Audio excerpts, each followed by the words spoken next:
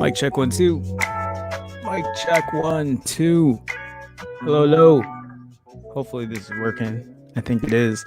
Hey everyone, what's going on? Good afternoon. Welcome to hashtag TNT JoeFi Tech News that Jerome Ortega finds interesting. I am your host, Jerome Ortega. This is episode something because I lost count. This is also day something in quarantine because I equally lost count. Does my camera look a little tilted? I don't know. We'll just deal with it today. Anyway, I'm very tired today. I actually I started the stream 2 minutes late today, so please forgive me. I don't think anyone noticed. But anyway, yeah, it's I'm surprisingly tired today. I think I'm just low on caffeine. I need to up my caffeine count, I think, today. So anyway, how's it going, everyone? Or the people that are in here right now. I don't think there are too many in here at the moment. Maybe that'll fill up in a bit. But I do want to say hi to Team Varai tuning in while helping the wife with the dishes. That's very nice of you, Team Varai. Nice of you to help with the dishes. Nice of you to join the stream. So welcome. Glad you could make it. So today we have a couple of stories. Actually, it's a lot of leaks today. We have a lot of leaks going on. And I don't really know where to begin. Maybe I'll go through the order that I have it. When I also forgot Levin. So Levin Williams, yesterday, Levin was already a member of my YouTube channel. And there's Levin. Here's Levin. Wait, was it right? Levin, was it you yesterday did you up your membership yesterday? I think it was, or was it Big House Productions? I can't remember now who upped their membership.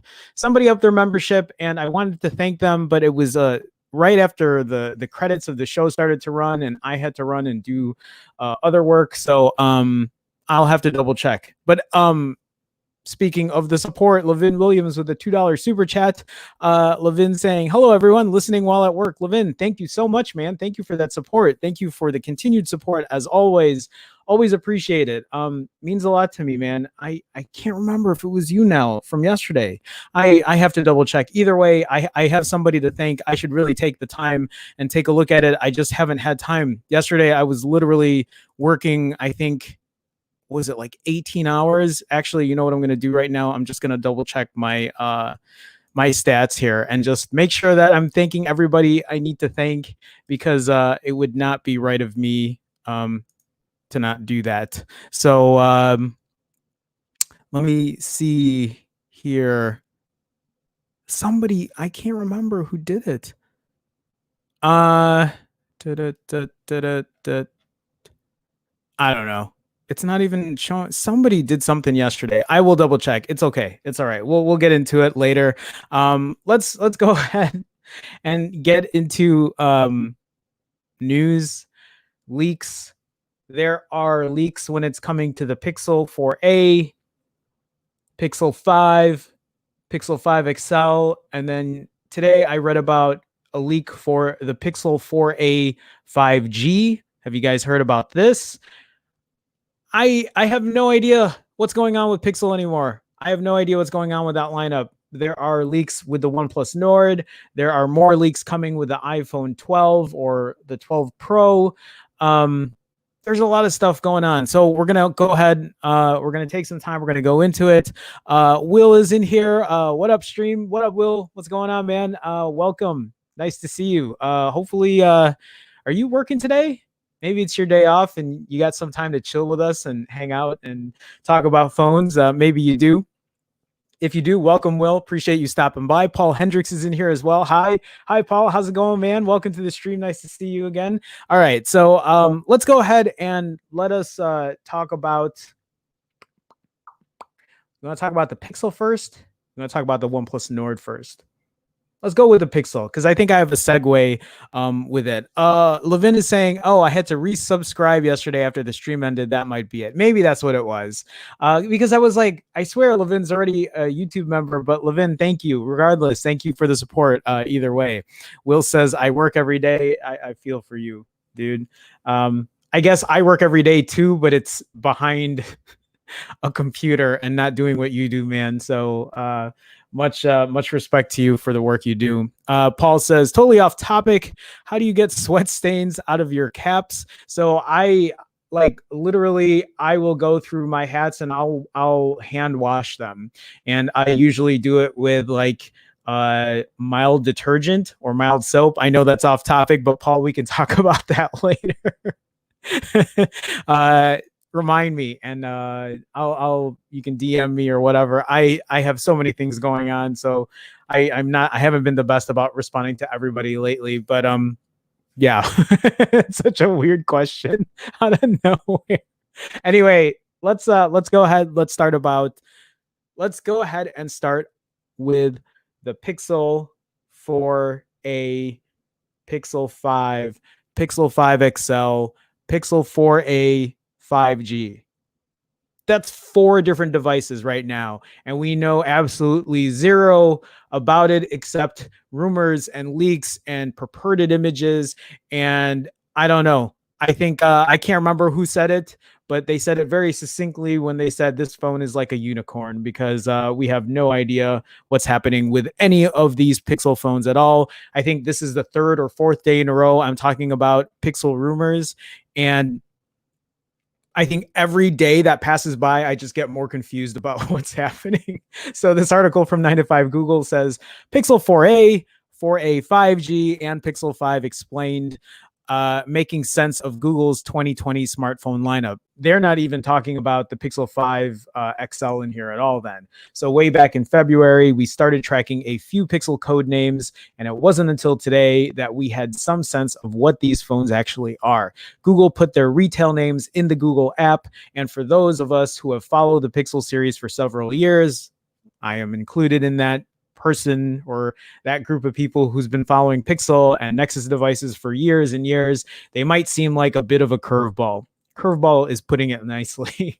Google's definitely switching things up this year, but here's how you can start to make sense of the 4A, 4A 5G, and Pixel 5. I don't see anything with the 5 XL, but I want to talk about that as well, maybe a little later or after this article. So for the 4A, well, this is the 4A. It has already extensively leaked, and we know just about everything there is to know about it. So when they say that, from everything we've read, even though we think we know, we still don't have any confirmation on any of this stuff. Snapdragon 730 processor is the rumor. 6 gigs of RAM, I believe, is the rumor. 128 gigs of internal storage. It'll probably have the same main shooter as the Pixel 4, and a price point at around $350, hopefully $350, which I think is a great package. Almost a full screen display with a, what is it? A hole punch, whatever. I always forgot what to call it on the top upper left corner, a rear fingerprint reader. Why are there no pictures for it? Is this where it? Well, anyway, yeah. I mean, because now apparently the Pixel 5 looks very similar. So I'm like looking at it, I'm like, is this the 4A or is this the 5? It's a true successor to the 3A in that it's going to launch at an affordable price, $300 to $400, a lower end Snap 730. And then, everything else I said, plastic body, though, is saying here, single camera, a smallish battery, and a smallish screen. But you can see here, it looks pretty good. Full screen. Think about its competitor, which would be the iPhone SE. Doesn't have a screen anything close to this. In terms of size, it doesn't have, Touch ID in the front because it has a rear fingerprint reader. There's really no mystery here. There's a phone that was probably going to launch. There's a phone that was probably going to launch at Google I/O 2020, which was supposed to be in May of 2020 as a natural sequence in the pattern Google established at Google I/O 2019 with the launch of the 3A. As you know, that didn't happen, which leaves the phone set to launch in the second half of the year. Where things get interesting or confusing, if you haven't been following as closely as we have, is how these new so-called Pixel 4a 5G and Pixel 5 phones fit into the lineup. Here's what we think is happening. Okay, I'm genuinely interested because I have no idea what's happening with it at this point. The 4a 5G, assuming Google's leak of these product names is real, let's be honest, this is Google. It's probably real. Tells you a lot about itself just by the name. It clearly shares some fundamental things with the 4A, but it also has 5G. That means, among other minor things, the biggest differentiator is going to be its system on a chip. The Pixel 4A has a Qualcomm Snap 730, which doesn't support 5G. This is kind of where my head was going. It's like, how are they making a 5G version of the 4A if it's going to have a Snap 730? The only sensible chip this phone could have is the Snap 765G, which immediately the alarm is going off in my head because I was like, it can't have a 765G, can it? Because the 765G is saved for the Pixel 5. So if they decide to make a Pixel 4a 5G with the Snapdragon 765 chipset, does that mean that the Pixel might have a higher end chipset? Yesterday, I went over a rumor that people were saying the Pixel 5 XL might have a Snapdragon 865. So are things changing? The confusion is just, the mystery of all this is just growing. So let's read on, because I don't know what 9 to 5 Google is thinking or where they think this is going.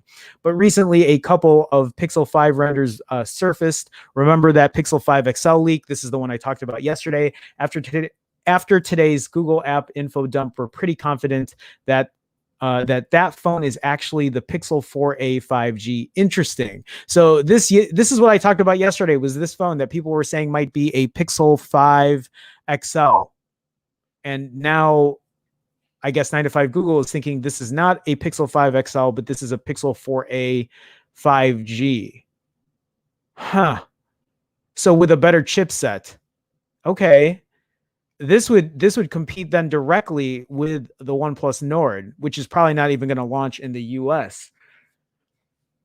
Okay, this is really interesting now. So, and we think that the physical size of the device to what I guess they were thinking was the 5XL will be one of a few differentiators between the 4A and the 4A 5G. So the 4A 5G will be a bigger device than the 4A.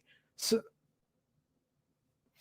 the 4A 5G would essentially be like a 4A XL, except it has 5G on it. There's a few reasons to think this. My head is just kind of like really churning at this point, but perhaps the most obvious is that what XLeak 7 called the Pixel 5 XL has a headphone jack. Okay, that's right. We talked about that yesterday too. So this headphone jack here, that was a little, so that makes a lot of sense now, because yesterday I had talked about how they were saying this was going to have a Snapdragon 865, but it has a headphone jack, but it also has a plastic back. And I was like, okay, that doesn't make sense. But if you look at this as a bigger version of the Pixel 4A, but it still has a better chipset. So I wonder what the price is going to be on that. The phone they call the Pixel 5 XL, which we believe is the Pixel 4A 5G. Very interesting. The headphone jack is a key sign of a phone on the lower end of the spectrum. It's funny how a headphone jack automatically makes it a lower end phone. But more importantly, if there have been 3 CAD drawings that have leaked in the form of renders, and they're real, and one of them happens to not have a headphone jack, it's almost certain that that phone is the Pixel 5. The phone we assume will try to differentiate itself in as many ways as possible from the 4A and 4A 5G. In summary, that means the 4A 5G is going to be a Pixel 4A with a larger physical body, a larger but similar style screen, a Snap 765G chipset, a presumably larger battery, and a second camera, if the leaked CAD renders are to be believed. Pretty much everything else about the phone will likely be the same as the 4A, but those are big differences, which, as I mentioned, we already know everything about. Voila, you now know what the Pixel 4A 5G is. Okay, so let's break this down again. Pixel 4A, Snapdragon 730 chipset, smaller form factor, smaller display, smaller battery, one camera, $350 to $400 is my assumption. So, okay, let's take a look at this 4A 5G, right? If this is the Pixel 4A 5G, a bigger form factor, bigger display, bigger battery, a faster chipset, so a Snapdragon 765 chipset instead of a Snapdragon 730, rear fingerprint reader, I mean, those are all the same, but it's going to have an extra camera. So ultra wide, what is this going to price at? 6 gigs internal storage, or 6 gigs RAM, 128 gigs internal storage. What is this going to price at? $500? I think that's a pretty good deal for $500. If it's going to, this would definitely be a better competitor than the Nord. This would be a better buy than the Nord. If the Nord, so we're going to go into the Nord. We're going to talk about that in a second, but I think this would be a better deal at $500 if it prices at $500. If they make a 4A 5G at $500, I think that's a hell of a deal. It won't compete with the iPhone SE, but maybe that's what the Pixel 4A is for. And this would just be a step above. That's not a bad phone. Maybe that's why they decided not to sell right away, because they said, hey, maybe they weren't ready to release this 4A 5G that they've been stashing away. That's why we didn't hear anything about a 4A XL, or that they were scrapping it. And maybe this is what they had under wraps. That makes a lot more sense than a Pixel 5 XL with a plastic back, a headphone jack, and an 865 chipset. What are they going to do with the Pixel? Well, I think that's the rest of this article. I was going to say, what are they going to do with the Pixel 5? So that leaves us with the Pixel 5. We also believe that last week's leak of the 5 in CAD drawings was real. Okay, as was noted. Wow. So if they think that's real, That makes me happy because it'll look just like the 4A or the 4A 5G, if that's what that is, and it'll just be a jacked version of the 4A. I'd be down with that. As was noted by the leakster themselves, that phone does not have a headphone jack. The phone is physically smaller than the Pixel 4a 5G. Sorry, I meant to make this bigger, but it's likely to have a handful of features to make it clearly the most, quote, flagship of the three phones this year. Will it be a true flagship going to toe-to-toe with the iPhone Pro series or the Galaxy Note 20? Nope, but it'll likely go right up against the standard iPhone 12 or standard Galaxy SXE series phones. And to do so, it needs to have a far higher quality external build than the 4A. And that was something I talked about yesterday. As far as build quality, the Pixel 5, I think, needs to up their build quality. Not that the Pixel 4 is bad by any means, but now after owning, and I keep sharing this phone because the quality on this phone is amazing, on my Huawei P40 Pro Plus, this build quality is amazing even compared to my iPhone 11 Pro. My iPhone 11 Pro already feels quality and premium, but this has it beat. Yeah, it has it beat. They're very similar in terms of quality, but I'm really digging the quality on the Huawei P40 Pro Plus. And I just feel like, well, if the Pixel 5 is going to be priced at $700, then I guess they don't really have to worry about making the quality that high end, but I would love to see it. So if this Pixel 5 is true, that means we're getting a fingerprint reader back, which makes me happy because that's something I sorely miss on my Pixel 4. I'd be totally down with this design for the Pixel 5. $700 is a lot more than I'd really like to pay, but that's not bad at all. If this is what I'm gonna get, well, I don't want to say this, it's not that bad at all, because who knows how good the camera on the Pixel 5 is going to be. Who knows how it's going to compare in terms of camera quality versus the iPhone 12. And then I guess another big thing to think about is how good is this battery going to be. The Pixel 4 just didn't cut it right when it came to battery this time around, and the Pixel 5 really needs to make sure that it fixes that. We can make lots of educated guesses. Sorry, I meant to. There you go. About what will set the Pixel 5 apart from the 4A and Pixel 4a 5G. We'd expect that it'll have a more premium build than the 4A and 4a 5G wireless Qi charging. It says, in fact, our deeper look at Android 11 Developer Preview 1 showed a, quote, battery share feature that suggests a Pixel 5 exists with reverse wireless charging. The device with the fingerprint sensor is as much a Pixel 4a as the other device with no notch is a Pixel Ultra. Oh, that's a cool idea, actually, to charge your Pixel Buds, I guess, if you want to use it for that. I've never ever used reverse wireless charging, but I mean, this only makes sense that this would be a Pixel 5 if it's going to have Qi charging on it, right? And the 4A is not. As for the things it'll share, it's obvious that the Pixel 5, as we detailed in previous diggings through AOSP, will actually have the same system on a chip as the Pixel 4a 5G. And if our theory is correct, that means the Pixel 4a 5G will actually have a larger display than the Pixel 5. So this is something that's going to be a point of contention for me. So if this Pixel 4a 5G, right?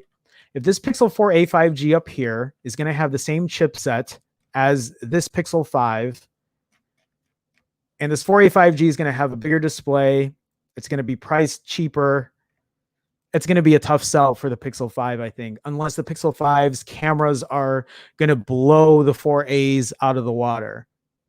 I think that's the only way you're really going to, I mean, who cares then about build quality and wireless charging if it's going to have the same similar camera and it has the exact same chipset and then it's priced a lot higher?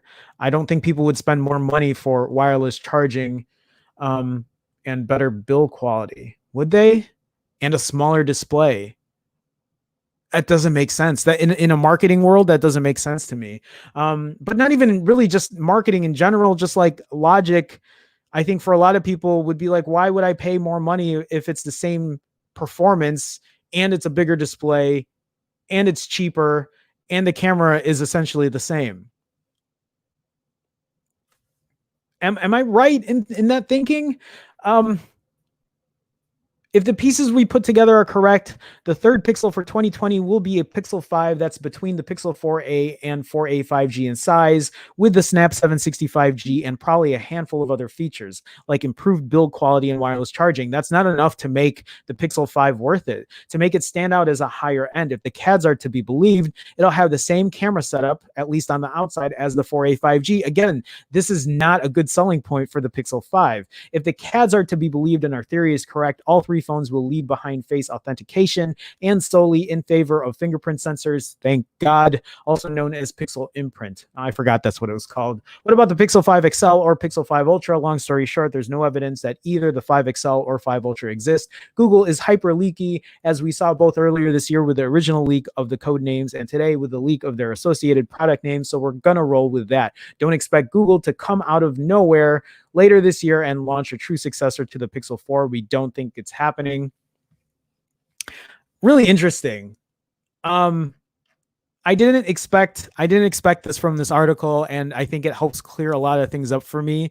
But now there's a lot of confusion when it comes to my thoughts on the Pixel 5. I feel like the Pixel 5 now is going to be DOA, especially if it prices at $700 and the 4a 5G is like $500.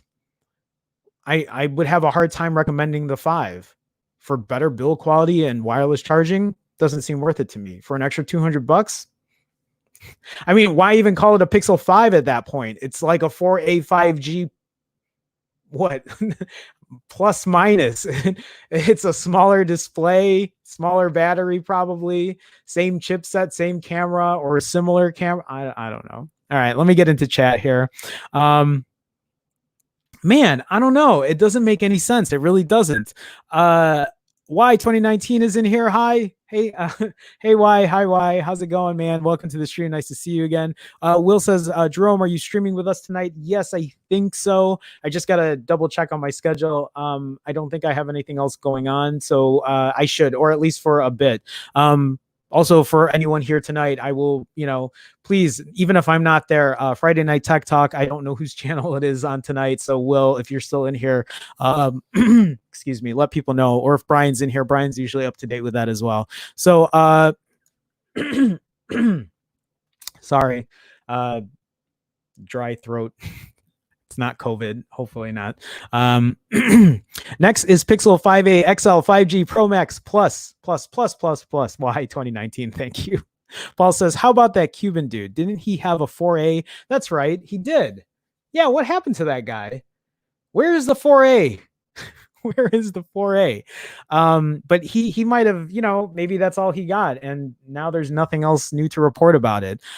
Handsome boys, what's going on? I like that your name is Handsome Boys, but there's no picture to verify the handsomeness of said boys. Can't wait till iPhone 12. I'm excited for that too, but not as much lately. I mean, I'm looking forward to it. I'm looking forward to the 12 Pro. That's what I'll probably be buying. But man, maybe I'll buy the 12 Pro Max. If I have enough money, maybe I'll buy that, and I'll buy it in 512 gigs of internal storage, because I don't know why I'm crazy. Handsome boys, welcome to the stream. I don't think I've seen you in here before, but welcome. Appreciate you stopping by. Y says, I think the 4a 5G should get the 690 and the 5 should get the 768G to differentiate. And I think in a world where we would want to pick that up, that's how it would be. But I think right now, I think that's what they're going with in terms of chipsets. Although the Pixel 5, I don't know. Maybe the Pixel 5 will come out of the bat swinging and it won't have a 765G. Maybe it'll have a 768 or just something different. Something has to differentiate that Pixel 5 to whatever this 4a 5G is going to be. Y says, or maybe the 4A 5G should get the 765, not the G, for it to be enough of a difference.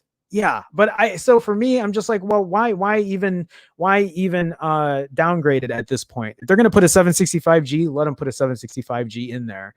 For me, I would have just felt like you want to have you want to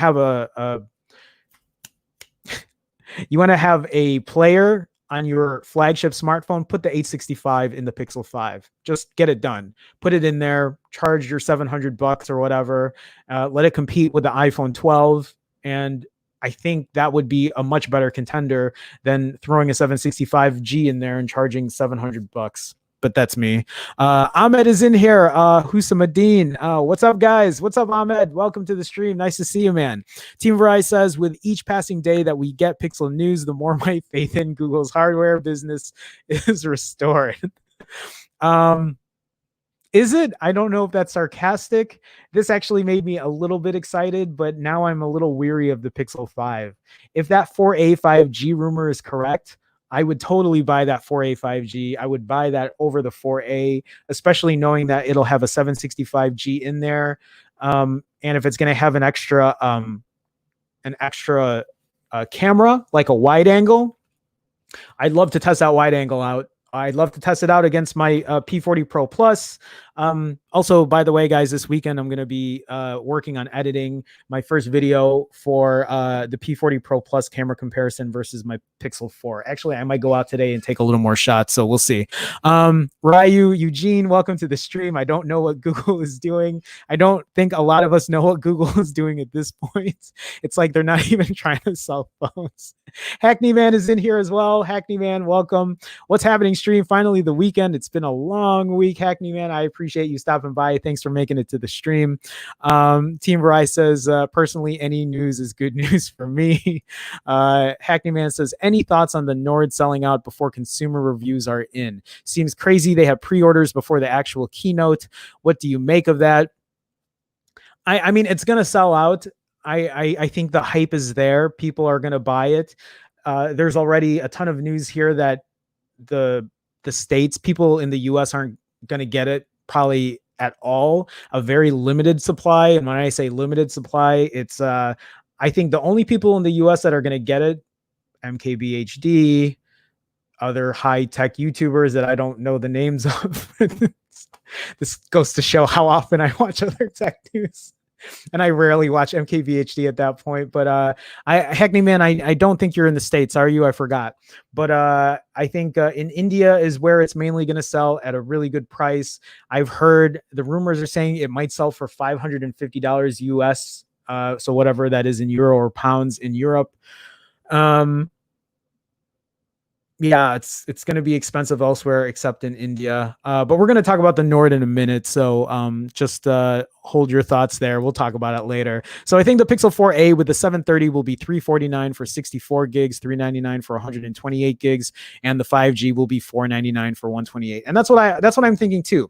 I think this Pixel 4a 5G will probably be a $500 phone, and I think at a $500 price point, I think that will be a great competitor in that price segment. I think that would be, I think that's a fair price for a phone that pretty much has everything on it. If like, again, like I said, if this 4a 5G is legit, if those, because those rumors kind of line up, and if that's true, I'd be all for it. I think that's pretty fair.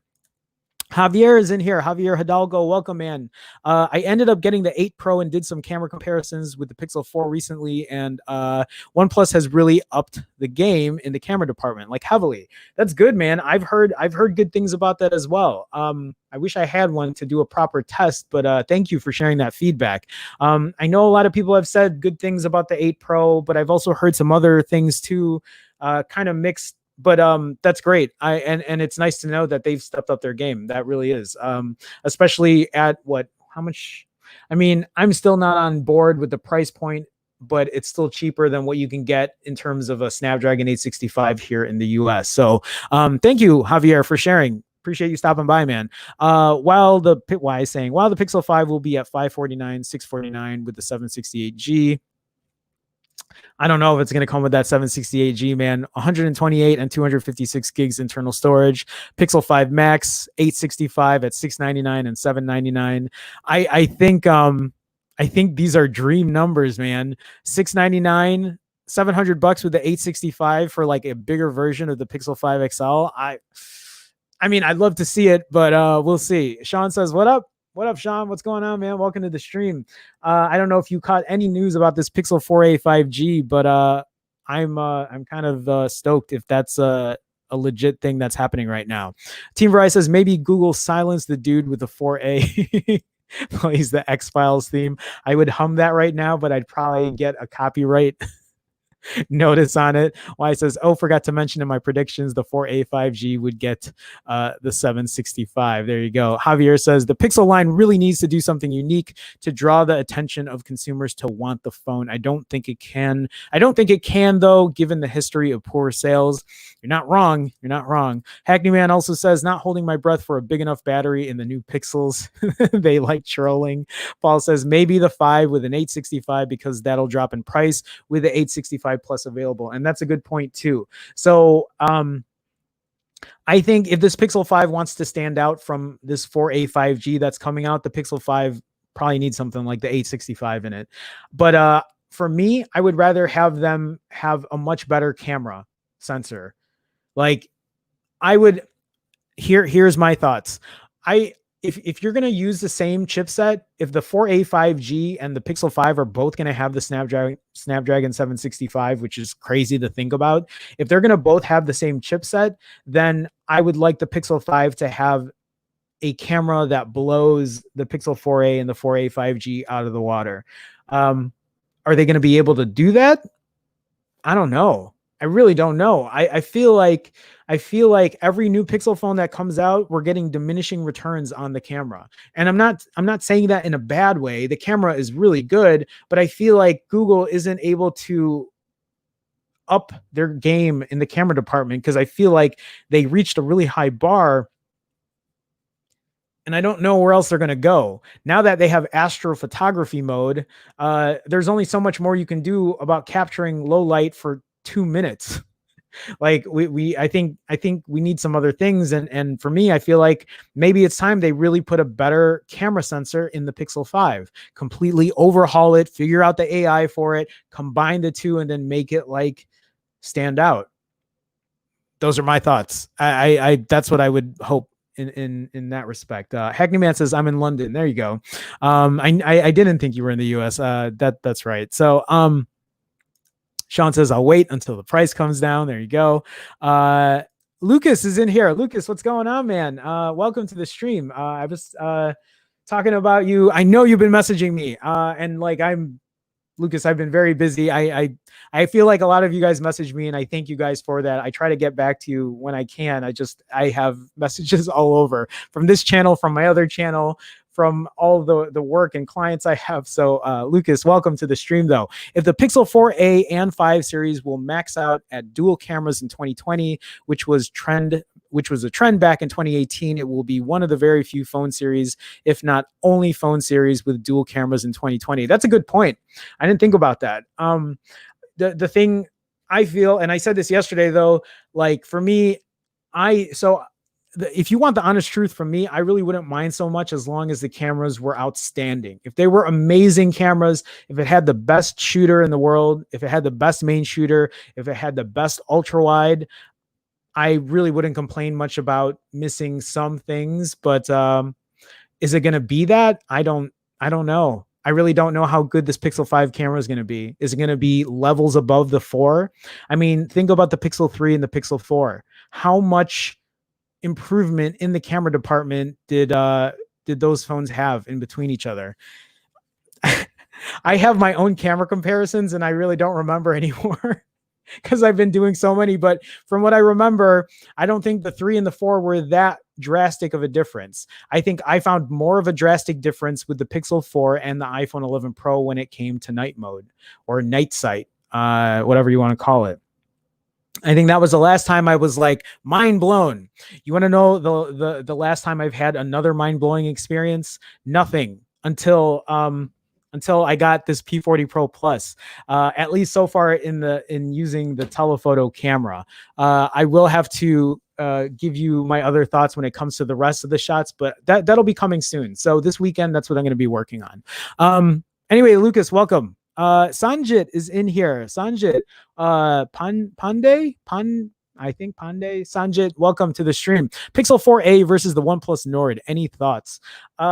So I don't know how much you've watched of this, Sanjit, but the Pixel 4a would have a lower chipset, a slower chipset, but probably a better camera.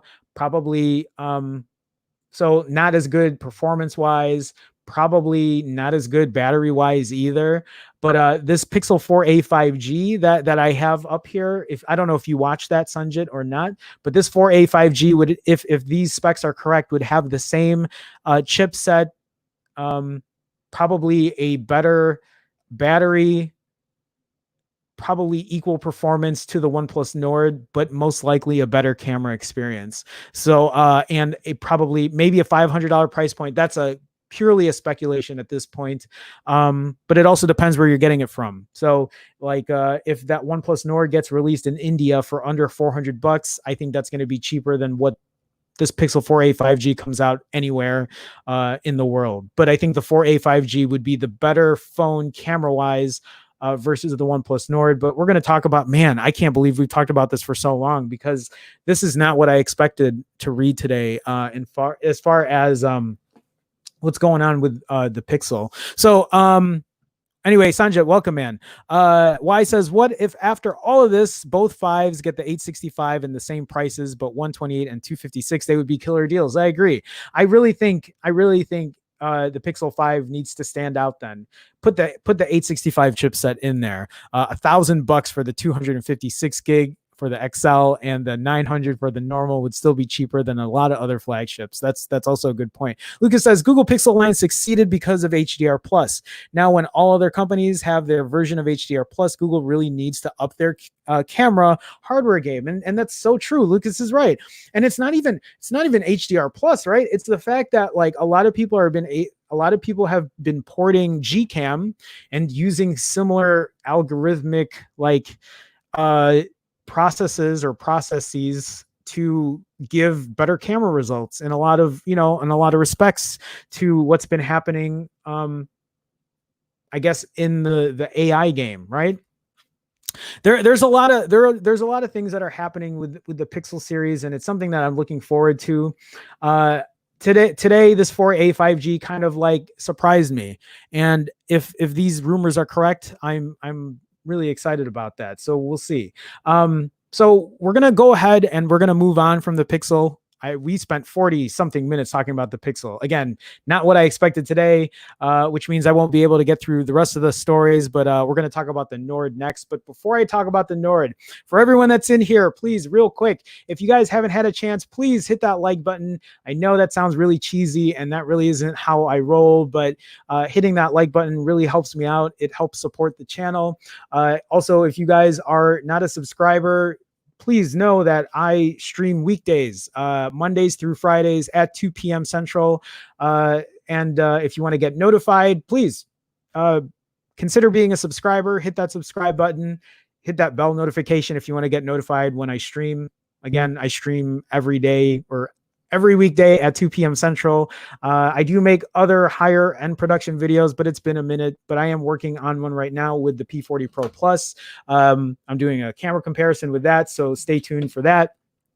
And then last but not least, for anybody who is in the stream, if you guys have noticed people with green in their name, or they have a red Chicago star, that's a badge next to their name, that's because they are I'm trying to get my mouse to move over there. That's because they're part of the Phone Jerome fam, and you can be one too. For as little as 99 cents a month, all you got to do is click this blue join button. You'll get the red Chicago star next to your name. You'll get to use custom emoji, and you'll get your name in every single one of my intros and outros on my live streams.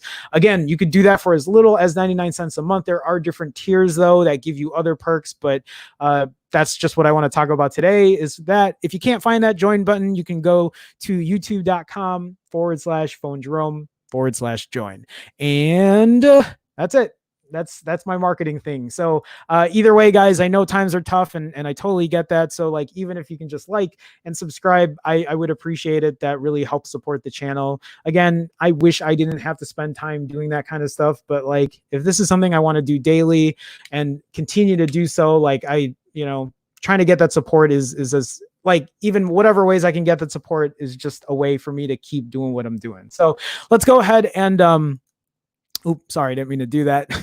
Let's go ahead and let's get back into news. Let's go ahead and talk about the OnePlus Nord. So there is a leaked slide that's hinting at all of the specs for the OnePlus Nord. For people who are not aware about the Nord, this is an upcoming phone from OnePlus that is like a new mid-range, lower end version of a OnePlus phone. So instead of paying $700, instead of paying $900, for the OnePlus 8 or the OnePlus 8 Pro respectively, they're talking about buying or having a Nord for around $400 to $500. I think $400, I think, if you're in India, but people were saying that it could be $500 elsewhere around the world, and as up to like $550, and with real limited supply anywhere else except India and Europe. So let's go ahead and talk about this. Leaker Evan Blass shared a slide with all of the OnePlus Nord specs. Most of the specs align with past reports and rumors. Leading up to the OnePlus Nord's announcement later this month, we've had hints here and there about what kind of components it will include. But now we have a seemingly complete spec sheet courtesy of perennial leaker Evan Blass that details the phone in full.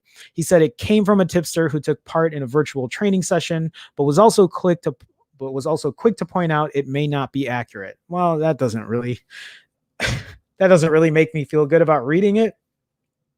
Let the debunking begin, he said. So let's see here. Said by a tipster to come from a virtual Nord training presentation, this lines up quite well with what we already know, save for the phone imagery, which is an obvious placeholder. So from this, we're seeing face recognition, right? Fingerprint on display. So is that an under display? Wait. And fingerprint on display. Okay. Why is it showing it up top here? That's face recognition. Okay. Anyway, 6.44 inch fluid AMOLED, 90 hertz FHD plus, so 1080, a 20:9 aspect ratio, Gorilla Glass, Oxygen OS 10. So a Snapdragon 765 5G. So it's showing 8 gigs and 12 gigs of RAM. This is something that I've talked about as well. I think a lot of people have been speculating it could be 6 or 8, or I think even 10, maybe not 10, but I have seen 8 and 12 in many iterations of it. And then as far as internal storage, 128 and 256 gigs, 3 different colors: blue marble, gray onyx, gray ash. Gray onyx and gray ash, those sound like similar colors. And then the front camera, a 32 megapixel, and then an 8 megapixel wide. So two front cameras, and then 4 cameras in the back, a 48 megapixel shooter, main shooter, an 8 megapixel ultra wide, a 5 megapixel depth sensor, and a 2 megapixel macro lens.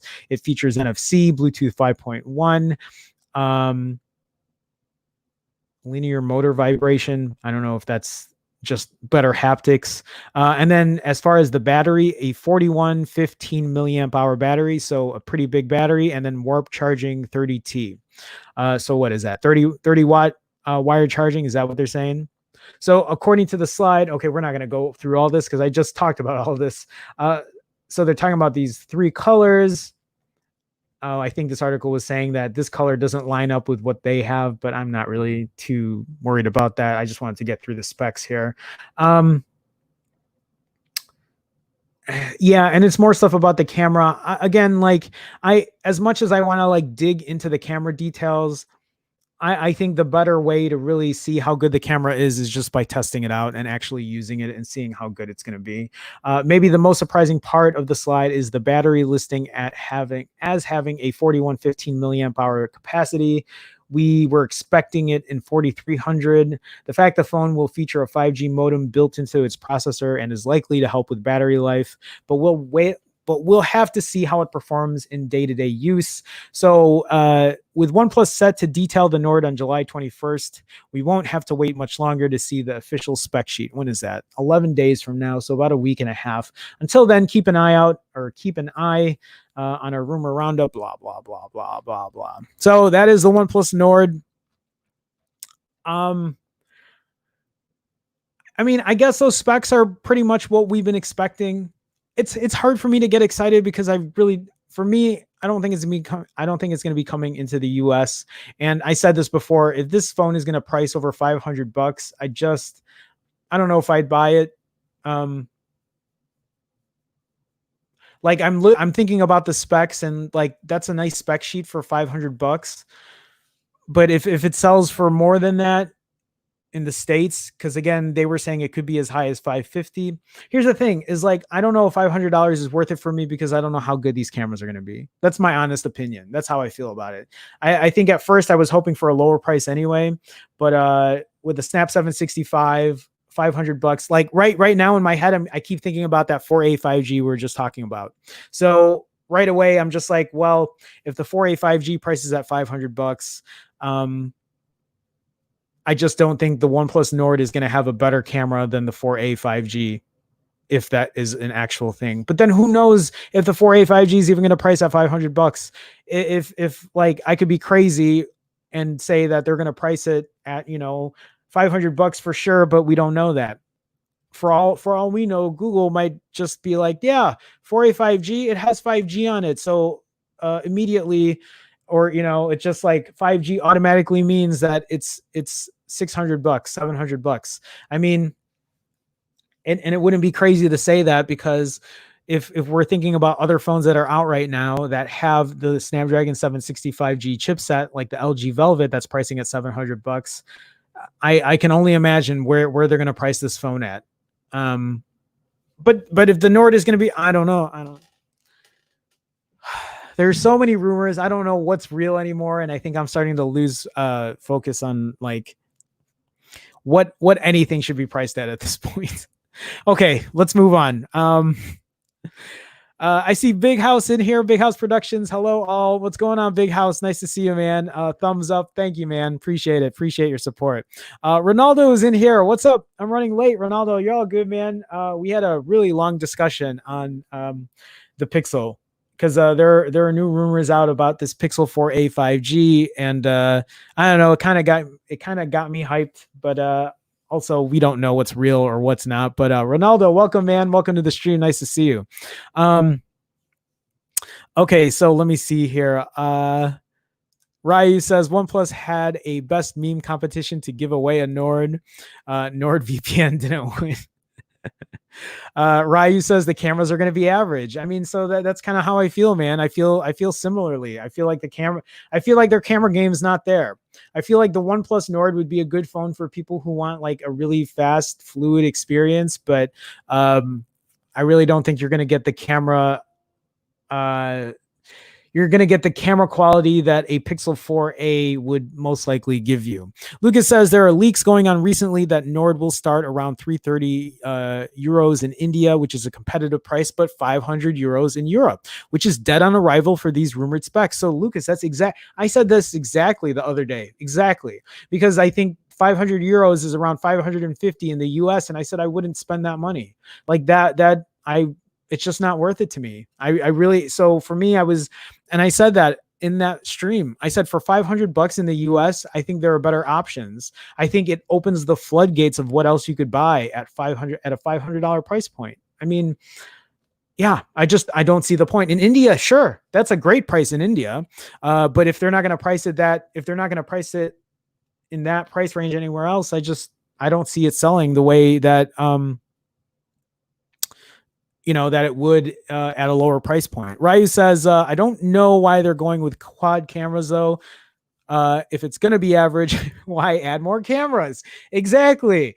Why quantity over quality should not be a thing. Quantity over quality should not be a thing. That's why when the Galaxy S20 started, or the S20 Ultra started touting 108 megapixel camera. Well, okay, so what? Why is no one talking about this S20 Ultra having the best camera ever made because it has the most megapixels? In fact, the only thing I ever hear about the S20 Ultra is how it can't autofocus. And even after trying to fix it, it still can't autofocus. So megapixels don't mean anything. Ryu, the way you even put it out, like having quad cameras to me is like it's a pissing contest, right? It's, you know, it's a dick measuring contest, really. There's no point. Why have all these cameras if they're just going to be subpar? Hackney Man says, did you read a 2 megapixel camera? On the OnePlus Nord, yeah, 2 megapixel macro, you know, the camera that no one ever uses. Hackney Man says, I missed the top of the stream. Do you have an idea when the new pixels are likely to arrive? Nope. There's nothing about it. My initial hope was that they were going to release it in July.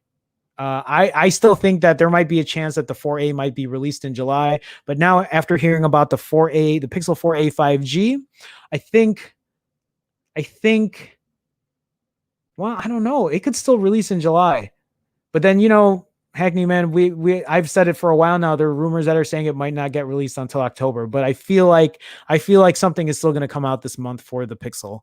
That fingers crossed. I say that optimistically. X Techie, am I saying that right? X Techie, welcome to the stream, man. I can't remember. Have I seen you in here before? If not, welcome to the stream. If I have, I apologize, but welcome back anyway. So I don't think the camera will rival the Pixel 4a. No, I don't think so at all. I don't think it's gonna. I don't think it will. I don't think it'll even be close, to be honest with you. Hackney Man says, did you read the XDA write-up about the OnePlus 8 Pro screen? Basically top of the range, but bad quality control. Really interesting article. I didn't read that, but I have read, or at least I've seen things about screen issues. Wait, Hackney Man, weren't you the one that bought an 8 Pro and returned it? And then you bought a Pixel 4 XL.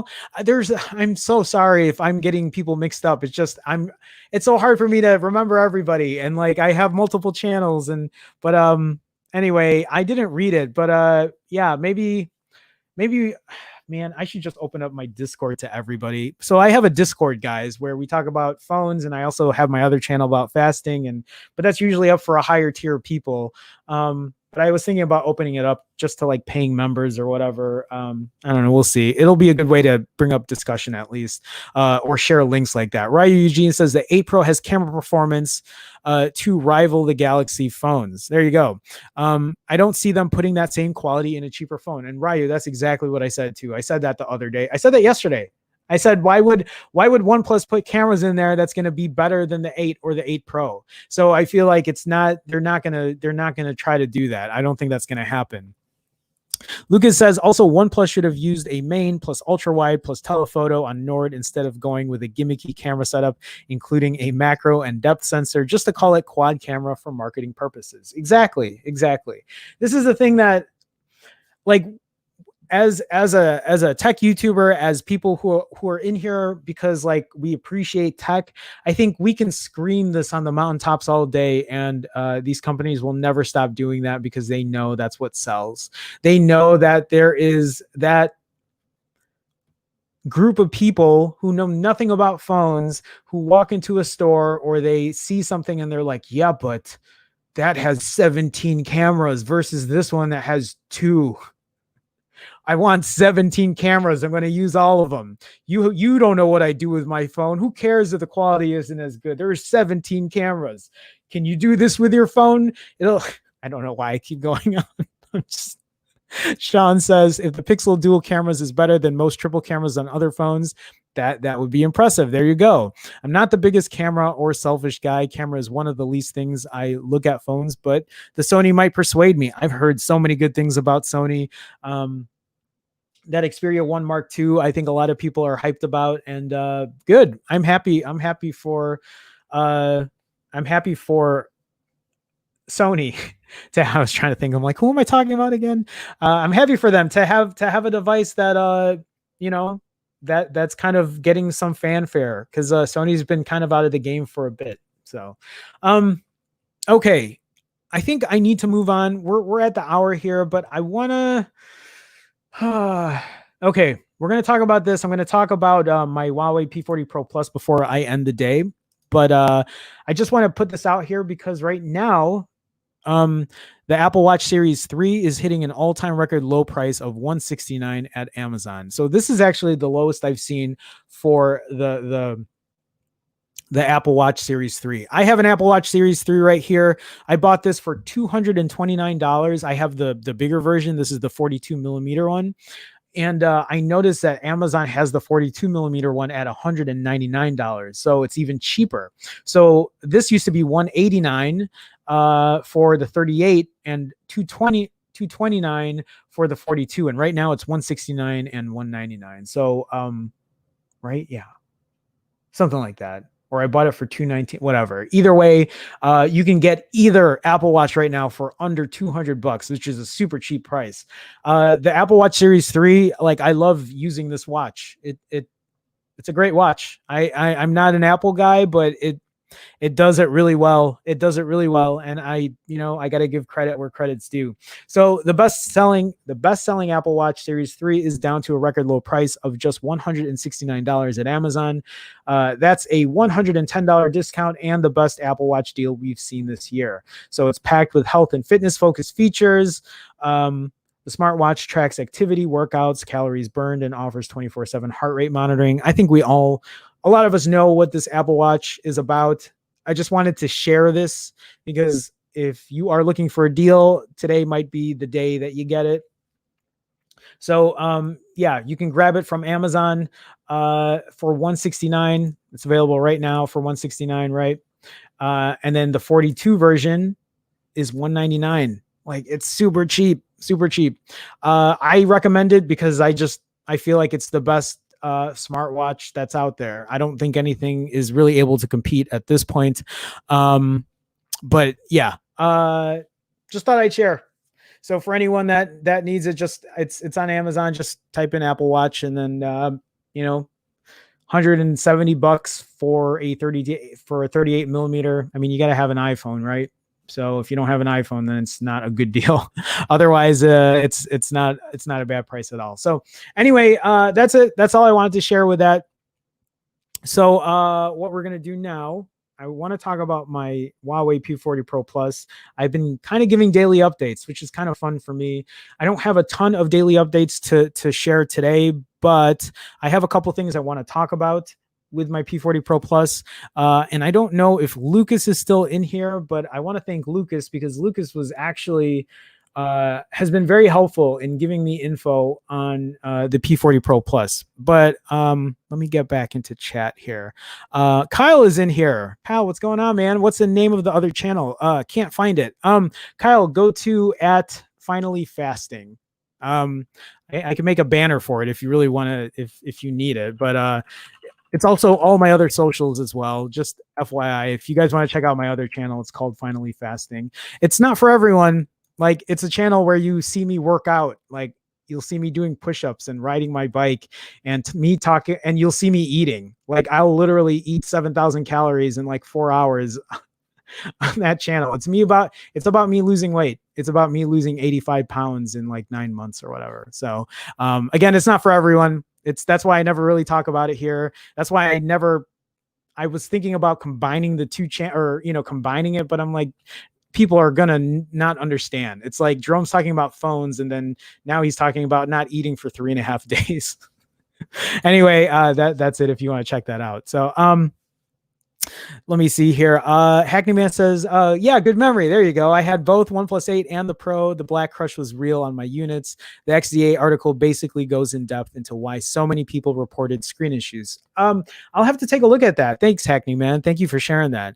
Sean says, sorry, Jerome, I meant selfie. Oh, I should have figured. I should have figured myself just reading that. Sean says P40 Pro Plus time. It is. We're gonna go get into that in a second. Did I use Brave yet? No, I haven't. Actually, you know what? I'll go ahead and I'll check that out. Team Verizon says, I'd get an Apple Watch, but I feel that I'll be missing out on the full experience without any other Apple products. That's fair enough. Well, were you talking about getting it without an iPhone? Because how would you use it because you don't have an iPhone, right? Your wife has an iPhone, right? This is me trying to remember everybody.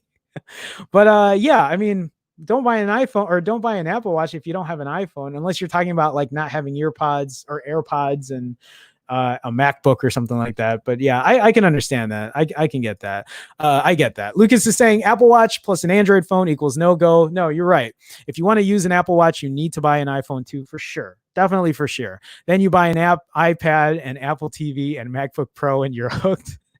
So I don't have an iPad, but I have an iPhone. I have a MacBook Pro. I have AirPods, but I don't have an Apple TV. I don't use one of those.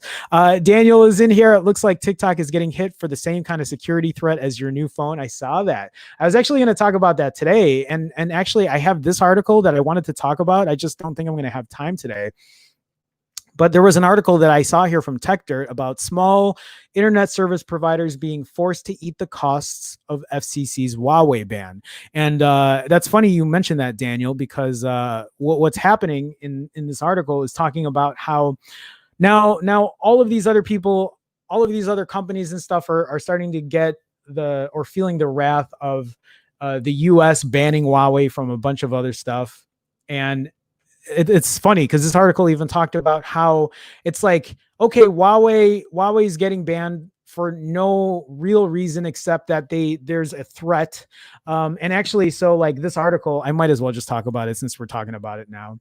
So because Daniel already just opened up the floodgates, and now I feel like talking about it because it really kind of upset me. So this article is saying, We've repeatedly noted that while Huawei certainly engages in some clearly sketchy shit, and like many modern US telecom giants, and we can go through those examples, but like I read, the sketchy stuff happening with Huawei, but it wasn't really made by Huawei. It's like, it wasn't Huawei saying, do this, but just things are happening, but so are telecoms, right?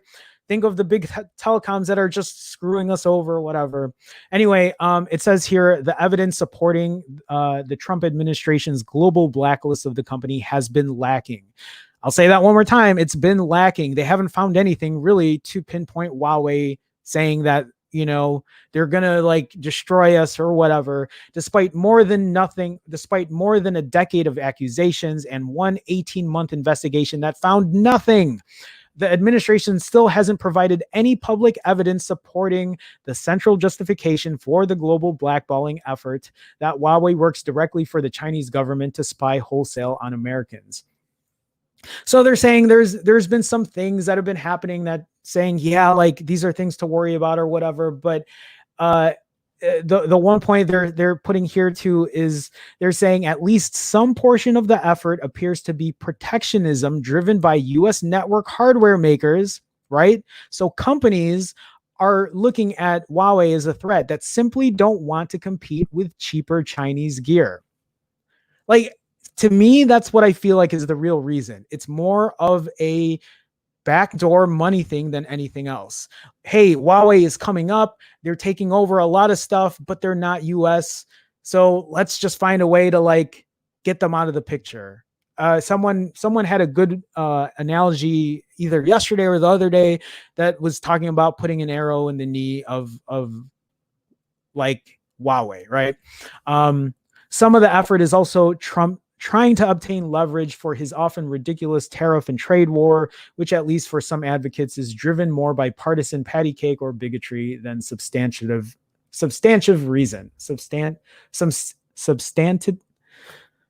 I hate when I can't, you guys know what I'm saying. So, okay. I'm not going to get into this whole article, but there's just so much happening. And I just feel like Huawei is getting the short end of the stick. And I'm not saying that they're not doing things that are nefarious, but I would like a little proof before we just decide to completely remove them from everything.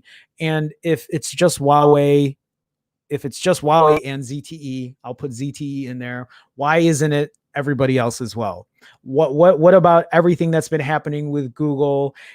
I've said this before.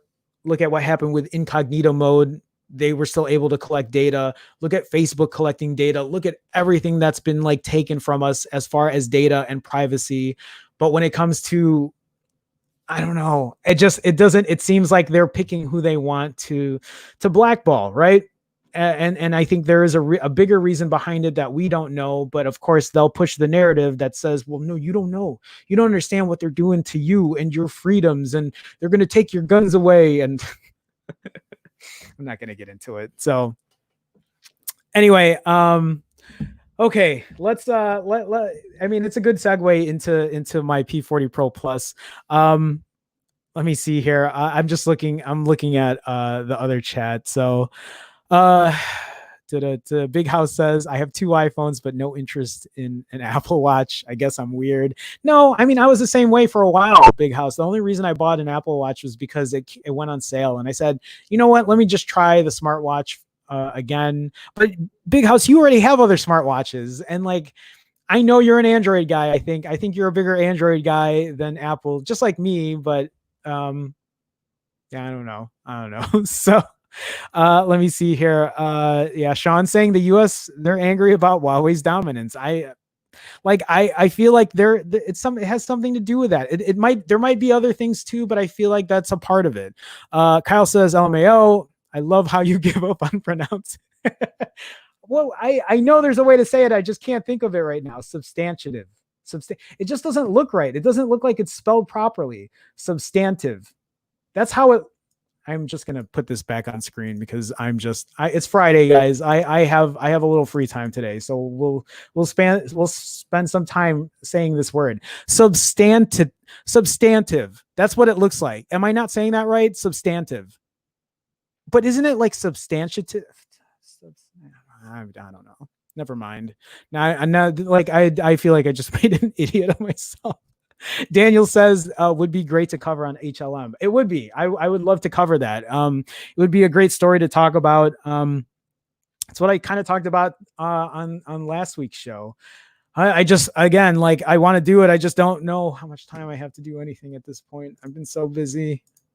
I started a new job, guys. I don't know if you guys know this. I'm starting a new job in social media marketing, and that's going to be exciting. Not to mention, not that I haven't been working with I have a lot of other clients as well, but yeah, things are about to get busy. Don't worry, this isn't going to change. The timing might change. It just depends on like what kind of schedule I'm going to have. But whenever that happens, I will let you know. So, okay, so. Okay. Sean is saying should have been substantial. See, I can say substantial. I just don't think I've seen substantive, substantive. Like what is that word? Today's program was brought to you today by substantive. Is that what the word is? Substantive? I cannot believe there are 19 people in here still listening to me talk about substantive, but thank you for being in the chat. Okay. We'll talk about the, so before you go, we'll talk about my Huawei P40 Pro Plus. I have now had this phone. I've had this phone for 96 hours. I've had this phone for 4 days now. Let me talk about the first thing that I haven't talked about. Well, no. Okay. Let me start over. This is my P40 Pro Plus. I've had this for 4 days now, 96 hours. And if it sounds scripted, it is now. I've talked about how it doesn't have Google services. So I found different apps to get that to work. Then I found different ways to get apps that I couldn't get using the Amazon App Store, using Phone Clone. And then Lucas, who's been in here in chat and who has shared in comments, and other people have as well. They've tried to help me find other ways to get apps. And Lucas yesterday talked about, not yesterday, but a couple days ago, talked about this app called Aurora, the Aurora Store. Aurora Store. I feel like I'm saying that weird now. But hello, this Aurora Store has a ton of apps. It actually has more apps than anything that I found. And it if I'm looking at this correctly, it also updates all of these apps. Everything gets updated, and it has almost everything on it that I can think of. Like, I'm looking at it now, like you'll see here, Snapchat, WhatsApp, Instagram, Netflix, Wish, PayPal, Amazon, HBO Max, Discord, and the list goes on. And it does it in a way where I can't remember exactly how they're doing it or their focus on it, but they're trying to do it where like they let you know if it has ads or if it doesn't, or how Lucas has a better way of explaining it. And I really didn't get the time to do it.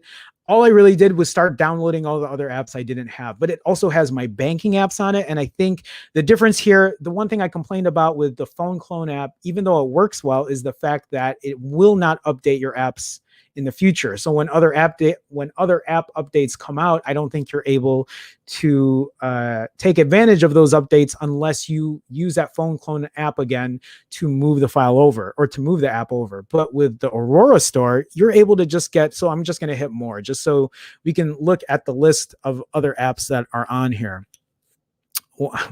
Whenever it decides to load, because isn't that a great thing to see that now it's not showing?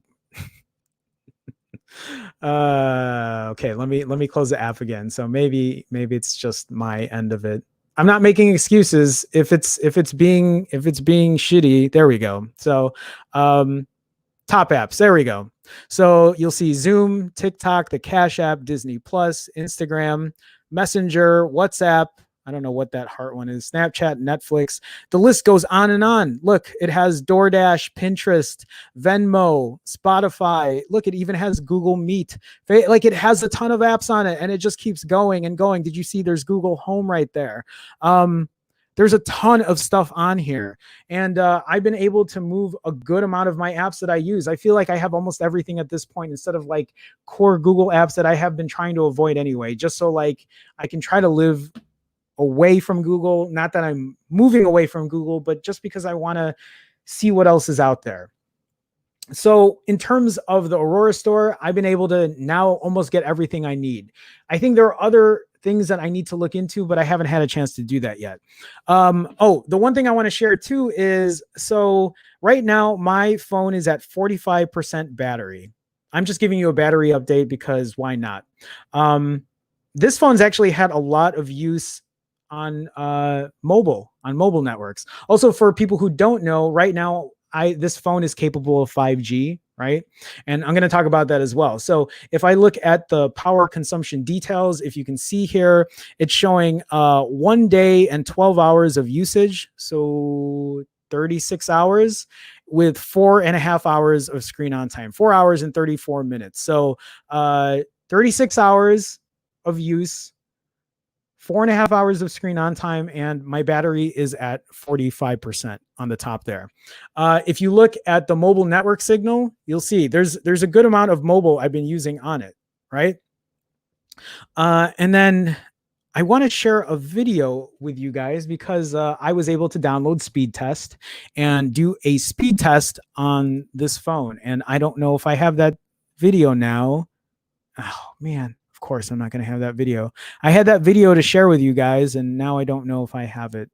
Give me 1 second as I try to find it, because I took a screen recording, right, of the phone. Hold on, I'm trying to find it. Here we go. So I found a screen recording of the phone, and I'm going to mute the mic. Or I took a screen recording of the phone. God, why I'm so off base right now. And I did a 5G test, speed test on T-Mobile, right? So this is using 5G. You probably can't see it, but this says 5G up top here. The download speed on 5G, and I had full bars with 5G where I was at. And right now it's not impressive, right? This is not speeds that I would typically get. These are speeds I would get anyway on 4G. But look at this upload speed. This upload speed is pretty impressive right here. I was actually really surprised to see this hit close to 30 megabits per second upload. And then I think I tried it again later, and I was able to get about 35 or something upload speed. The download speed didn't change much, but I was pleasantly surprised with upload speed. What can I use that upload speed for? Streaming, right? That would be good in a streaming example. And I'm sure other things for whatever reason, like uploading files or whatever. But the download speed was nothing special. It was still whatever. So, I mean, at least I'm just showing this to let you guys know that, like, hey, like, yeah, that 5G, or at least the sub 6 gigahertz 5G, was pretty good for upload speeds. I don't think I've seen upload speeds that high on my 4G phone. I didn't have my iPhone on me because, like, even though I usually carry two phones, I have been trying to use the P40 Pro Plus as just my primary. I don't typically do many speed tests either. So maybe but I don't think 4G LTE is giving people 30 megabits per second upload speeds, right?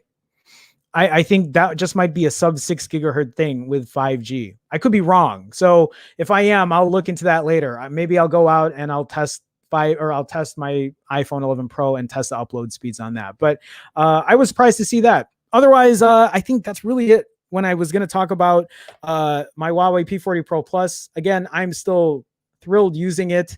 I really don't ever charge the battery because the battery works really well. If you saw my video yesterday, I'm looking at my phone. I'm sorry, guys. If you watched my video yesterday, to charge this phone, it takes about an hour to charge 4,200 milliamp hours, which is super fast. Charging super fast on it. Build quality is really great on it. And now that I've been using this Aurora store, I've been able to find a ton of apps. I feel like I have everything, well, almost everything I need on this phone. Obviously, I don't have everything. I also have to say that I still can't recommend it to people because it's not just a phone that you use right away. Like there is a learning curve on using some of these other things. I mean, I guess I could tell people, yeah, just look for, the Aurora store app and download it and sideload it or whatever. But your typical person who's not a tech person isn't just going to like buy that phone and say, yeah, I'll download that and then I'll get everything I need. And like, why can't I use Google something?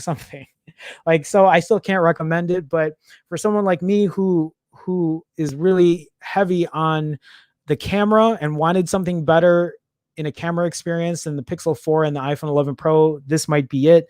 We'll find out this weekend when I really dig down and edit and do that video. But that's it. That's all I thought I'd share. A very small update for the Huawei P40 Pro Plus, but at least one to still talk about. I forgot to talk about 5G. That was something I wanted to touch base on. This phone is capable of 5G, and I thought I'd share the speeds from where I'm at now.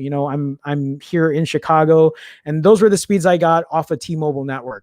If I did it off AT&T or Verizon, maybe it would have been faster, but that's what I got so far. So, I will update anytime I do another 5G test and see like what the results are, if they're better, but I don't know if they are. And actually what I need to do is take my 4G phone out and test it and see if I get those same upload speeds. Will I get 30 megabits upload on a 4G LTE? Maybe not. I don't think I've ever seen those speeds before, but I could be wrong. And also, I don't do many speed tests on that. Anytime I need to really use bandwidth, I'm at home on Wi-Fi, or like not even Wi-Fi. My PC is connected wired. So, okay. I think that's it. So let me get into chat before I call it a day. Let me see here. Daniel says, could Google...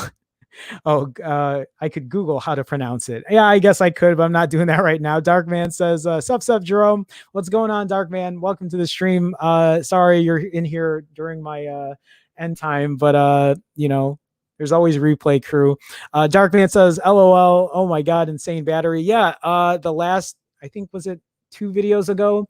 I had reported that I got 7 hours and 40 minutes of screen on time. And I don't know how much standby time I had. I think that was also a day and a half or 2 days or something. It was still really good either way. There's Lucas. Aurora Store is open source front end presentation layer for the Google Play Store. It's made for people that don't trust Google. Thank you, Lucas. I knew that there was a reason that people made this store. It lists if app uses GMS or not and what information are tracked. Lucas, thank you. Thank you for sharing that. And so this Aurora App Store isn't just for Huawei. It's not just for people who don't use or who can't use Google services. It's for people, like Lucas said, who don't trust Google, who want to use it to like just use the app without having Google have whatever else they added in there. Lucas, thank you for sharing that. He says here, in my experience, only apps missing on Aurora Store are paid apps because of some security restrictions like missing safety net, which is in the Google Play Store. Lucas, thank you. Actually, I should note, I did try to download Nova Launcher on it and I tried to use it, but then I couldn't get the full experience because I couldn't use Nova Launcher Prime. I think I tried to Google it and they said try to contact the dev, which surprisingly the dev is here in Chicago. Anyway, I tried and they said if you contact the dev, they might be able to help you out, but I don't know how they would when you let them know that you can't. Well, I don't know. But Lucas, thank you, man. Thank you for the recommendations for all of that. That really I mean, it's good that I got to test everything else out beforehand, the Amazon App Store and then the phone clone app, just to see what other options I have and just to share that. I think that's important too. But that Aurora store, it seems like it has everything on it. So again, thank you so much for sharing that. Daniel says substantive. Oh, okay. That's easy. Substantive. I've never used that word before. I can't believe I'm talking about this word for so long. Sean says not substantive. Paul says test here gives 268 megabits down, 49 up. I hate you, Paul. I hate you so much. Is that on 4G? On 4G. That just goes to show how bad it is here in the States. 268 down? That's ridiculous. We don't get that here. Is that normal? Is that normal speeds? That's not normal for the US whatsoever. And here we are touting 5G like it's, you know, the second coming, and we can't even get speeds like you're getting on 4G. So I look at that. That's ridiculous. Darkman says, Jerome, quick question. As a Bulls fan, did you hate the Miami Heat? So yeah, I hated the Miami Heat. I did. To be honest with you, I hate super teams. It's made me not watch a lot of pro sports lately. I also just don't think pro sports is the same as it used to be. I don't like when these teams team up. I didn't care for Golden State when Durant went over there. And then I didn't care for the Heat with LeBron. If you're talking about before LeBron, I was fine with the Heat.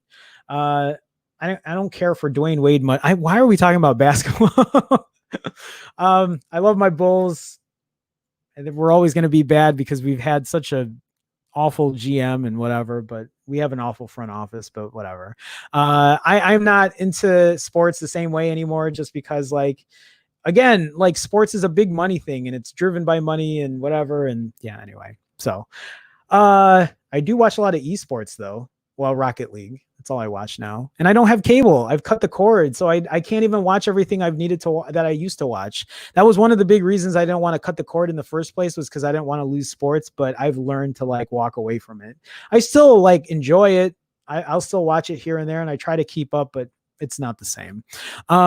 Paul says Netherlands. There you go. I still hate you, Paul. I'm glad you get those speeds. It just goes to show that the US is just awful when it comes to that kind of stuff.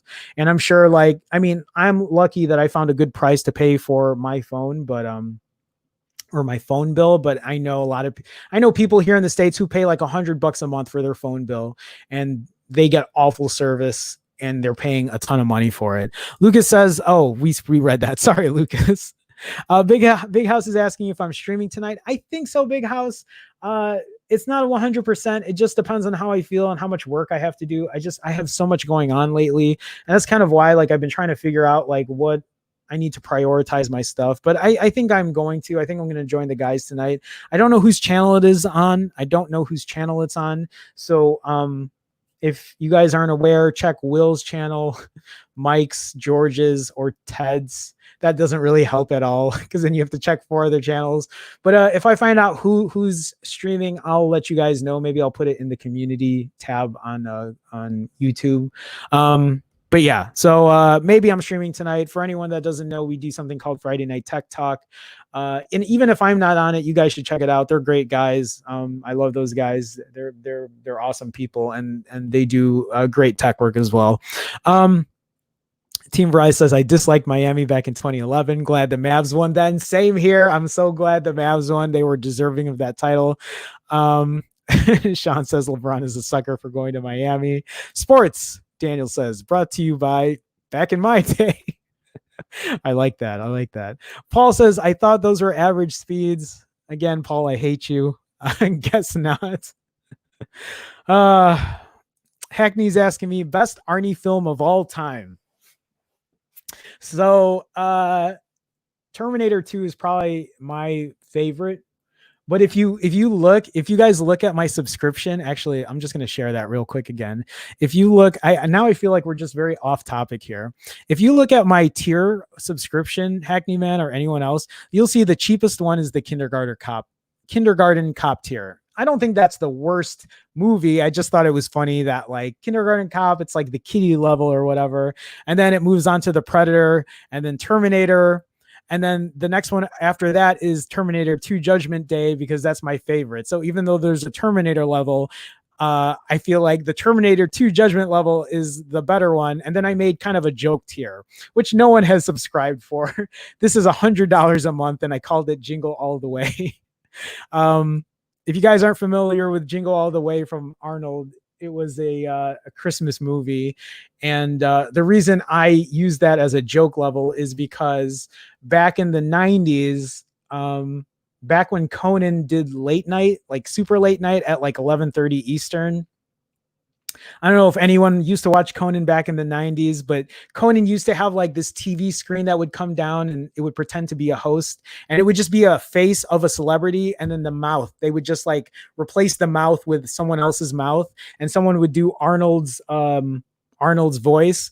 And anytime that fake Arnold came on the show, the only movie he would ever promote was Jingle All the Way. And that's why I put that there. But yes, Terminator 2 was my favorite out of all of his movies. I think I've watched all of the Terminators.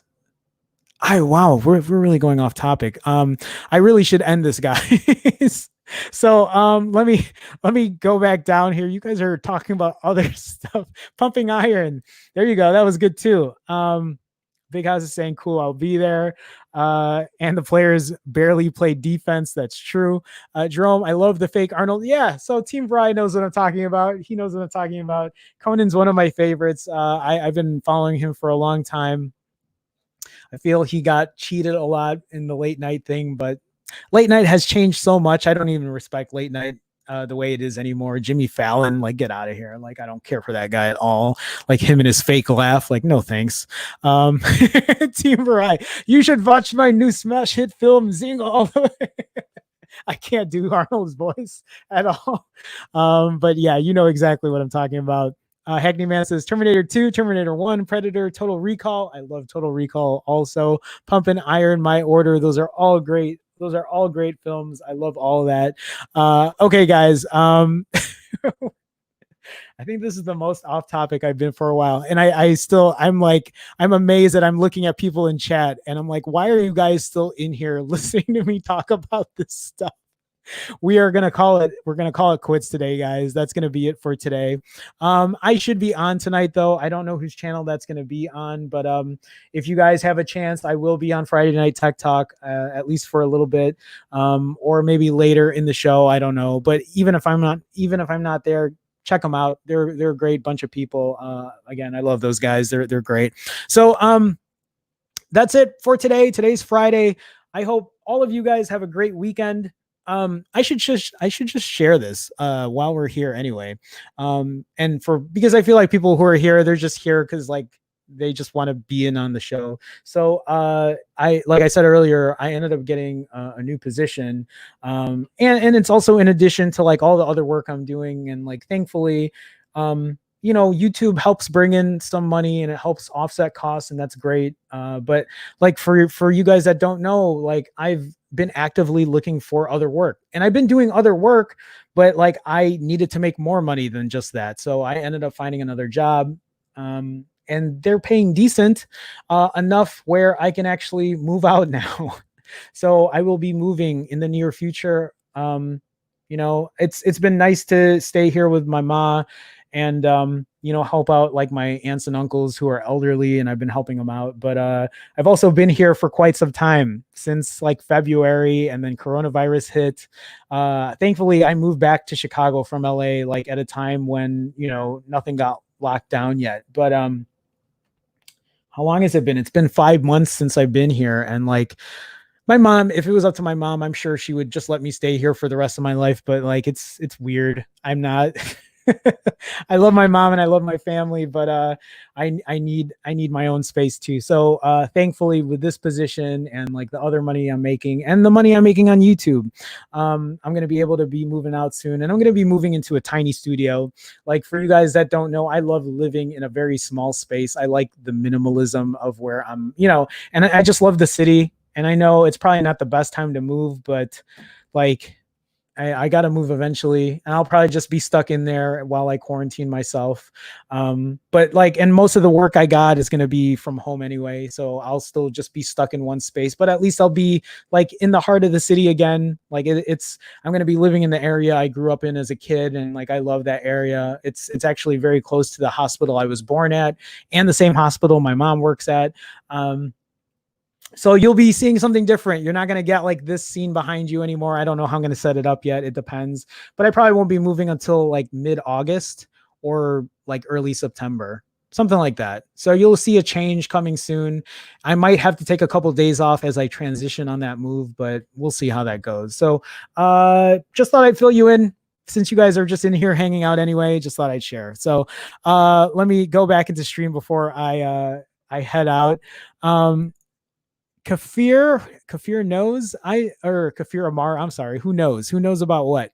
Kafir, I don't think I've seen you in here either, but welcome to the stream, man. Hackney Man says you need an off-topic show, dude. I don't know who's actually going to come into that.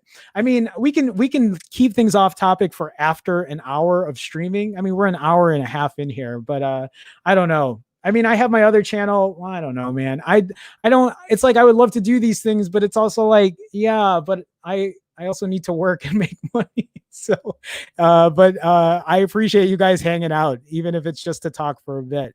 Darkman says, looking forward for Tech Talk tonight. There you go.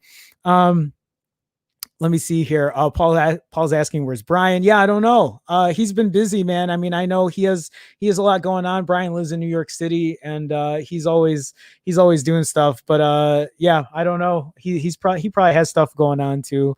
Darkman says, you're moving again. Move back to Long Beach. No, you know what? Like Southern California is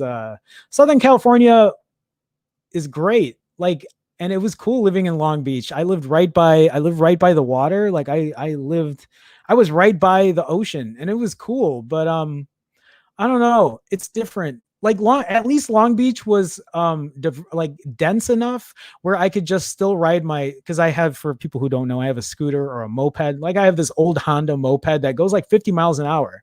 If you want a fun fact, when I weighed 220 pounds, I was only able to go like 45 miles an hour tops on it, like 44, 43, 44. And now that I lost 85 pounds on my scooter, I can go like 49, 50 miles an hour, like on a flat road. It's awesome. Losing all that weight has given me so many pros. But Long Beach was nice because it was still close, but I still feel like it wasn't. So like the thing, Darkman, is like, I really like real dense areas. I like the busyness. I like the chaos of the city, and I like public transit. Not that Long Beach didn't have public transit, but it's not the same way that like Chicago or New York has. New York, it's funny. Like I was born and raised in Chicago, and I will probably die here, but I feel like New York is another city I could probably live in. I just could never afford New York unless like my tech channel blew up and like I had 1 million subs and I was MKBHD level, but I know that's not going to be a thing. That's never going to be a thing. But maybe this thing will at least be something where, what I would love is like that I didn't have to do any other side jobs. And this is all I did. I streamed and I made high production videos for my channel and my fasting channel. And then that would be great, but I don't think that's going to happen. Anyway, Southern California is great. I liked it, but it also just wasn't home for me in that way. I think we all have a feeling of what home is, and Chicago at least is it for me. I feel like the only thing that could be close to it would be New York, and I could never afford to live in that city. I really don't think I could. Big House with the $5 super chat. New apartment fund. Thank you, Big House. I haven't found an apartment yet, but I'm looking. So, like an FYI, just if for anyone who wants to know, like the apartments I'm looking at, as far as size goes, and I don't know how it is for people who don't live in the US if you go by square foot. I don't know if it's square meters or I'm not sure, but I can't do the conversion for you, so I'm sorry. But like I'm looking at literally between 300 and 350 square feet that will barely hold my bed and my desk for work. I don't even think I could probably put a couch, but it will have to be like right by the bed or something. So it's going to be a tiny space around 300 square feet. Yeah, I think the one I'm really looking at is right at 300 exact. But I'll do a whole apartment tour. But a 300 square foot apartment in the city of Chicago in the area I'm looking at is going to run about 900 to 950 to $975 a month. And that doesn't include any utilities except like water, which the city pays for anyway. And I think like heating gas or something, not heating gas, stove gas or whatever. But yeah, 300 square feet, about $900 a month is what I can afford at this point. So it's not much, but I like living small and I like living minimalistically. You're just going to have like studio lights everywhere and like, but maybe one day I can, you know, like I work with a news organization and they have a studio and like they've always welcomed me to work there, which is great. I just don't feel the safest working there right now. I mean, I still go there once in a while. I just, I worry. I see stories about people getting sick and all that kind of stuff. And like, you guys probably know this, right? I don't know. Maybe you guys don't know this. Like, yeah, I got this new position, but like, I still don't have health care. I still don't have benefits. So if I get sick, if something happens to me, and you guys know how it is in the US, or maybe you don't, I'm not going to have the money to pay for whatever it is that like I get sick from. So that's also why I take precautions the way I do, because I don't want to end up with like I don't want to end up with a $300,000 like medical bill that I wouldn't be able to pay for anyway. And so like, yeah, when I talk about support and all that kind of stuff, and I thank you guys, I mean it, because like, I really, it's tough. It's tough being a freelancer. And so I have been trying to find jobs. I've been trying to like the hard thing about living in the States is that you're tied to a corporation because you need health benefits. If you're not tied to a corporation, then you have to pay benefits out of pocket, and they're so expensive. And most of the time, even if you're paying like $300 or $400 a month for medical, right?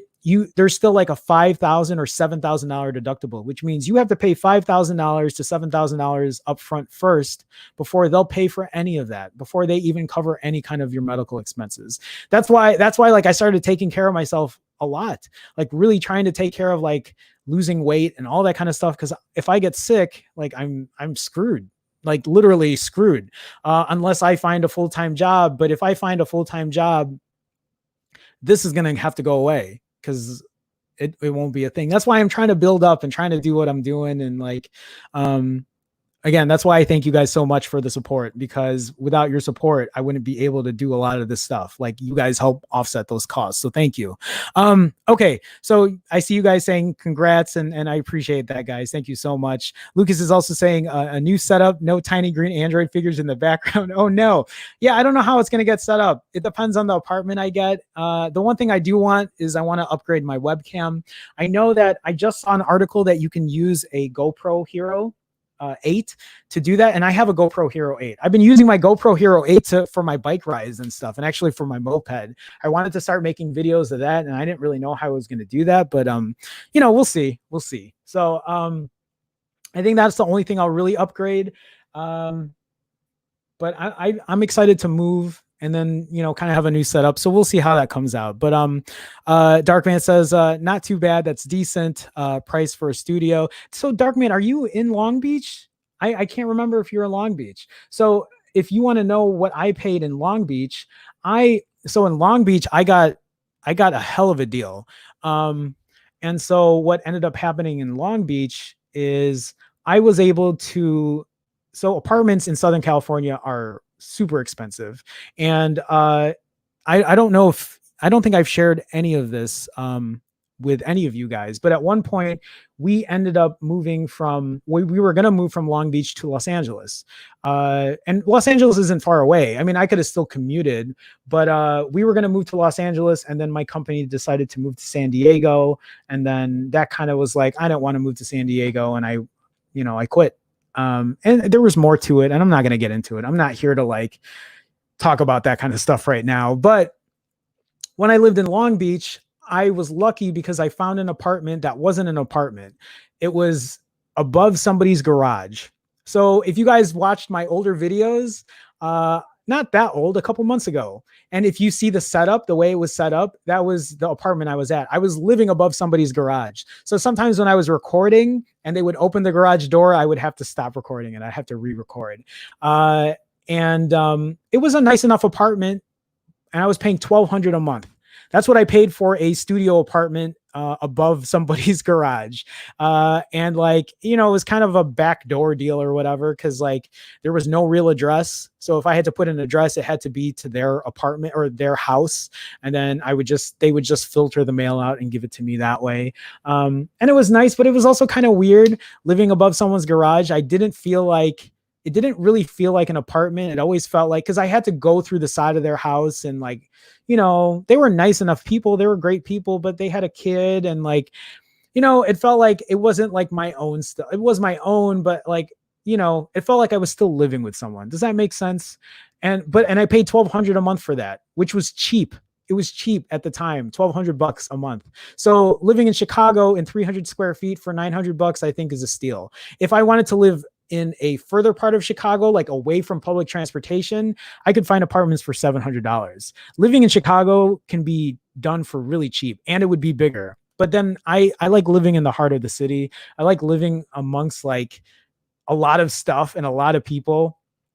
That's how I like, and that's why I don't like the burbs. My mom lives out here in the burbs, and it's just every day I'm just like, it's just not my thing. It's not how, I was born and raised in the city. Like we lived back in the day, we lived in a 3-flat, which was like 3 buildings right on top of each other. And like we owned that entire building, and it was all my cousins, all my aunts, all my uncles. We all lived in one 3-flat with three separate units and a basement that we had people live there too.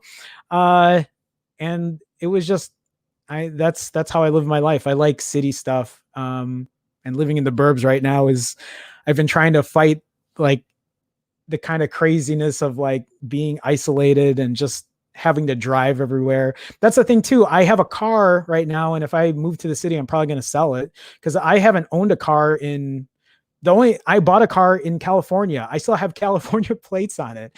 And I didn't own a car for like 3 years, I think. Something like that, because I didn't need one. When you live in the city, you just take public transit everywhere. But with everything going on right now, I just don't know if it's the right time to even, well, I have my scooter, and I just bought a bicycle. And like the one thing I loved doing in the city was riding my bike.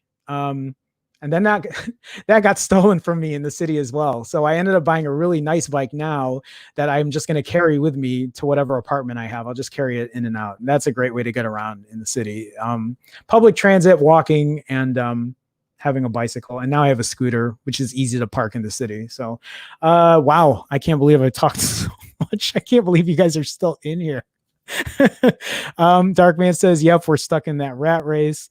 Yeah, Big House is saying, yeah, I still have Blue Cross Blue Shield insurance, and it's still expensive. It's so expensive, man. I just wish our country, it's not the right way that we do it. Lucas says you can use your phone as a webcam, put that Pixel 4 into good use. There are many apps that can do this. Yeah, I know that they can. I think I just need to figure out how to stand it up. So like right now, I know you guys probably, I don't know if you saw it or not, but I have a webcam that I use right now, but I can't use the webcam on top of my monitors because it's too low. So what I ended up doing is I'm using a shoebox that holds it up instead. So it works perfectly because the holder for the webcam works well. And that's why I was thinking about just using another webcam, because I think the stand on it just works so much better. I can't put a tripod behind it.